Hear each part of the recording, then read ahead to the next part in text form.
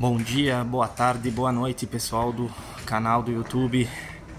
Hoje estamos aqui em Caxias em mais um evento aí. Parte de iluminação aí, 6 BIM, 6 LED,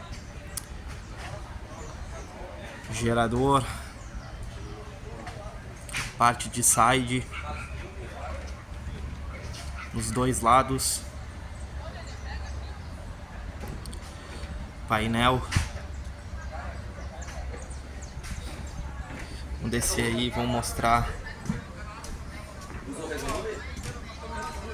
PA para vocês. Hoje estamos aqui, vamos fazer Aquafest em Caxias do Sul.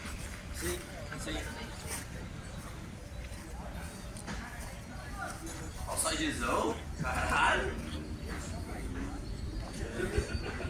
Estamos aí. 3 grave duplo por lado, 6 line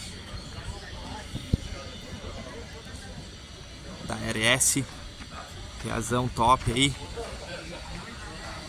painel de LED. O sol tá impossibilitando de ver um pouquinho, mas são 6 line, 12 lines no total e 6 graves.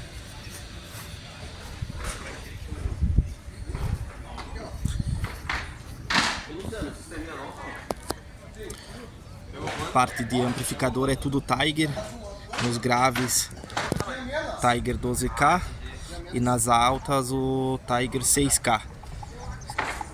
Tem 2 rack, um para cada lado.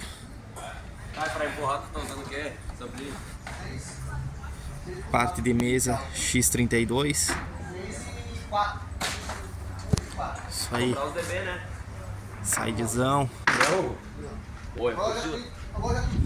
É isso aí, galera. Eventão top hoje aqui. As lines são dupla de 10, 2 alto-falante e 2 drive por caixa. Isso aí. Vamos que vamos. Mais um eventão aí.